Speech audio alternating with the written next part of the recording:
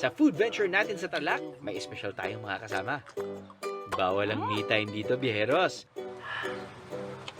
Cause I'm all set for a doggy day. Grabe ka naman. Toothbrush naman ako.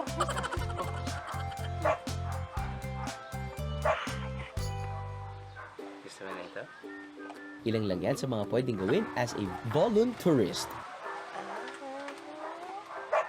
Yan ang tawag sa mga bisita na gustong mag-volunteer sa magpapakain, magpapaligo, pakikipaglaro sa mga aso at pusa rito.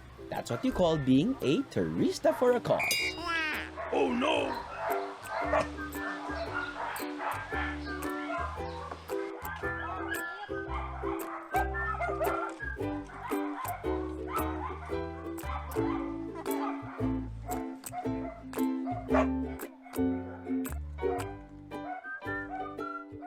When did it start? And I guess when did your passion for animal welfare start? We established this in 2006 because we were looking for a place where we can put our rescues from the dog meat trade, because while we have arrangements before with the LGU to put our rescues there, we had a very limited time to find homes for them. When we were starting the dog meat trade rescue, we were rescuing 200, 300 dogs in one truck, in one jeepney, in 3-6 rescues a month.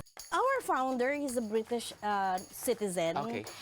Charles was able to read in a newspaper back in the UK about dogs being slaughtered for commercial or human consumption. So he came here, investigated, he formed a group to look into it, and then eventually he formed Animal Kingdom Foundation. Because it's a passion. It's a potion. Yeah, something like that.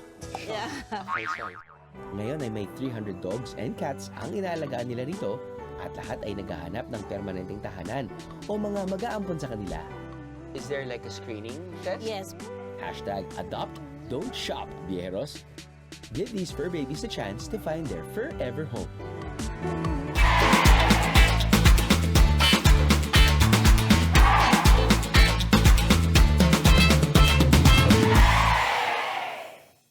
Ano, nabitin ka sa Biyahe? God! All you gotta do is just subscribe to the YouTube channel of GMA Public Affairs, and you can just watch all the Biyahe Drew episodes all day, forever in your life. Let's go! Yeehaw!